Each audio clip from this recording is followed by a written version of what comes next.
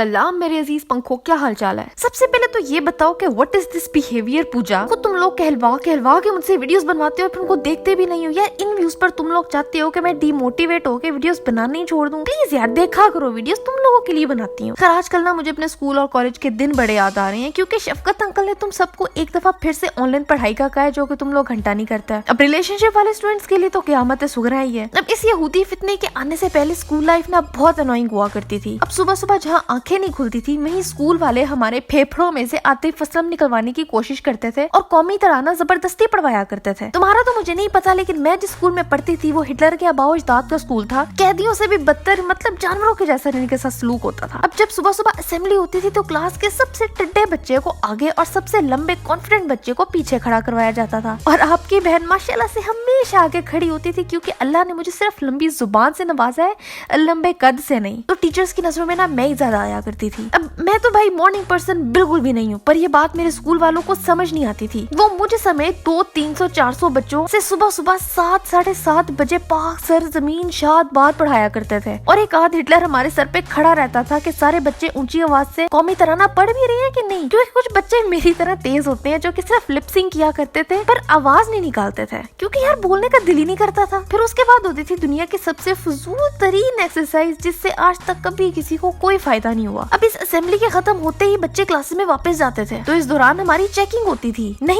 इसलिए नहीं कि बच्चे कहीं असलहा बारूद तो नहीं लेके जा रहे, बल्कि हम लड़कियों को तो बालों में लगी रबड़ की पोनी का कलर, नेल्स कितने लंबे हैं और सॉक्स का कलर क्या है, ये सब दिखाना होता था। जिंदगी के 12 साल काली पोनी, काले सॉक्स और छोटे नेल्स रख के मैं कसम खा के कहती हूँ मैं कभी भी अच्छे नंबर नहीं लेके आई। और ना ये सब कुछ करने से मेरी दिमागी हालत पे कोई फर्क आया है। एक दफा की चेकिंग काफी नहीं होती थी तो क्लास में जाते साथ ही दोबारा से बम जो की प्रीफेक्ट्स आ जाती थी और फिर उनको हाथ पाँव बाल दिखाने पड़ते थे। खैर से हमारे स्कूल में तो वैलेंटाइंस डे के दिन भी बैग्स की चेकिंग होती थी कि कई गिफ्ट शिफ्ट कोई गुलाब शुलाब तो नहीं लेके फिर रही। मुझे आज तक ना इन रूल्स की समझ नहीं आई कि आखिर इतनी सख्ती का क्या फायदा। अब जिन्होंने गोल खिलाने थे वो इन सख्तियों में भी खिला दिया करती थी। अब असेंबली के बाद जानवरों को पिंजरों में बंद करने के बाद कैदियों का होता था इंतजार ब्रेक का। एक मिनट को गिन के गुजारने के बाद जब ब्रेक की बेल बजती थी तो एक आदत वो लीचर टीचर जरूर होती है जो कि बच्चों की जान नहीं छोड़ती। आधे घंटे की ब्रेक में 6-7 मिनट ये तुम्हारे खा जाती है। और जब तुम क्लास से भाग के कैंटीन जाते हो तो आगे से देखते हो कि बच्चों का रश, वहाँ अलग ही किस्म का मंजर नजर आ रहा होता है, जहाँ भूखे प्यासे बच्चे हाथ में पैसे पकड़ के भीड़ बना के खड़े हुए होते हैं और मुसलसल धक्के पे धक्का लग रहा होता है। अब अगर तुम इस क्राउड में घुस जाओ तो शायद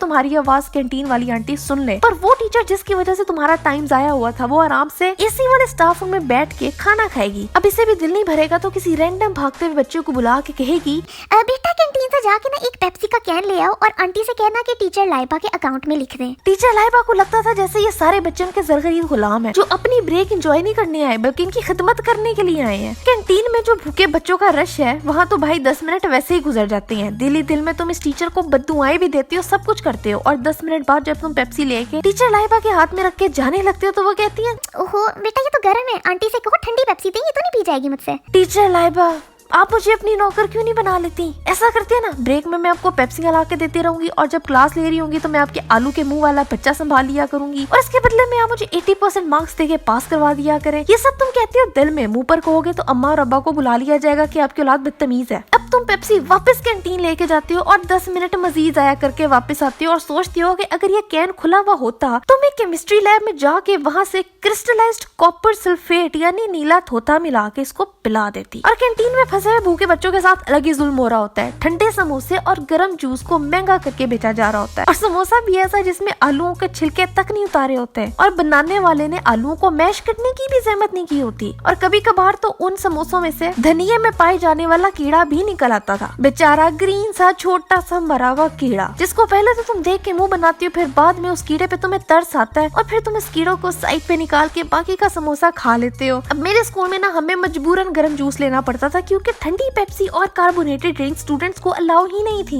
इसमें भाई मुझे नहीं पता क्या लॉजिक है। अब वो चॉकलेट जो बाहर से 2 रियाल की मिलती थी वो यहाँ से 3 रियाल की मिलती है, और वो चिप्स जो बाहर से 1 रियाल की 2 मिलती थी वो यहाँ से 1 रियाल की 1 मिलती है। अजीब मोनोपोली चलती थी, पर हमारी सुनता कौन था? अब तुम लोगों का तो पता नहीं, लेकिन भाई मैं अपने स्कूल टाइम को बिल्कुल भी मिस नहीं करती। तुम लोग बताओ कि तुम्हारी कैंटीन में भी यही हालात है या तुम्हें थोड़ी बहुत इज्जत दे दी जाती है? मुझे ना नीचे कमेंट्स में कोई स्टोरी लिखो जिसको पढ़ के मजा आ जाए। अब और इस वीडियो को ना शेयर करते ना, यूट्यूब का जो है वो शेडो बैन अभी तक वैसे का वैसे पड़ा हुआ। मेरा तो रोने का दिल करता है यार, मेरे व्यूज देखो किधर जा रहे हैं। और आज के लिए बस इतना ही था। मेरी लास्ट वीडियो ये नहीं, यहाँ देखो सब्सक्राइब यहाँ करो, मेरा दूसरा चैनल है गोल्ड यूट्यूब, उसको भी सब्सक्राइब करो।